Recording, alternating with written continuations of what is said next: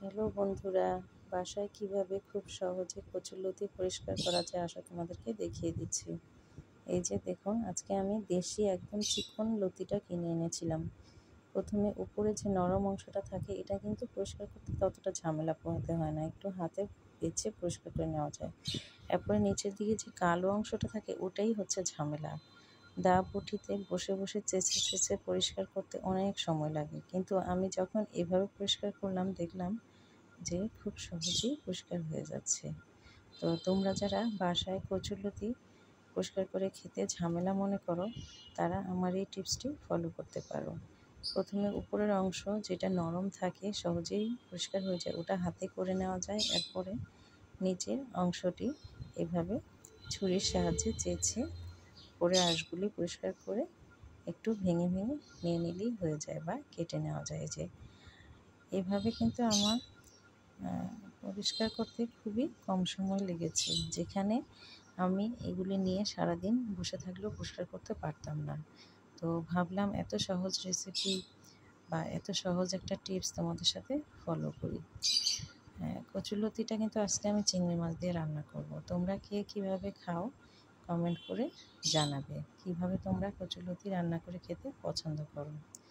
আমি এই যে দেখো কিভাবে ছুরি দিয়ে পেছনের কালো অংশগুলো একবারে পরিষ্কার করে উঠিয়ে নিচ্ছি। অনেকেই কিন্তু এই পরিষ্কার করার এই পেছনের অংশটুকুও ভালো করে পরিষ্কার করতে পারে না বলে ফেলে দেয়। আসলে কিন্তু আপনি যদি একটু চেষ্টা করেন, আপনার কিন্তু কোনো অপচয়ই হবে না। তো এই যে দেখুন, একদম কালো অংশটাও ছুরির মাধ্যমে এভাবে চেঁচে নিয়ে নেওয়া যায়। এটা কিন্তু খেতে আরও স্বাদ। আমরা মনে করি এই কালো অংশটা ফেলে দিই, না, আসলে এই যে পরিষ্কার করে নিতে পারলে আপনি সবটাই সঠিকভাবে পরিষ্কার করে নিয়ে খেতে পারবেন। এখন আমি দেখুন এই যে পরিষ্কার করার পরে বাকি ময়লাটুকু হাতের মাধ্যমে ফেলে দিয়ে নিয়ে নিচ্ছি। তো বাসায় বন্ধুরা দা বটি নিয়ে অতিরিক্ত টেনশন না করে কুটার এভাবে ছুরি দিয়ে চেঁচে পরিষ্কার করে দেখবেন কচুরলতিটা খুব সহজেই পরিষ্কার হয়ে যাচ্ছে।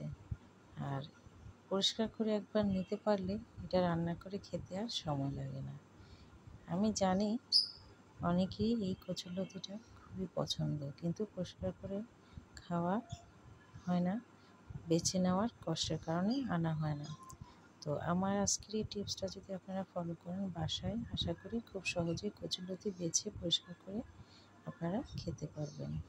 তো বন্ধুরা, আজকের ভিডিওটি কেমন লাগলো কমেন্ট করে জানাবেন। আর ভালো লাগলে আমার চ্যানেলটিতে একটা লাইক দিয়ে সাবস্ক্রাইব করে যেতে ভুল করবেন না। সবাই ভালো থাকবেন। আল্লাহ হাফেজ।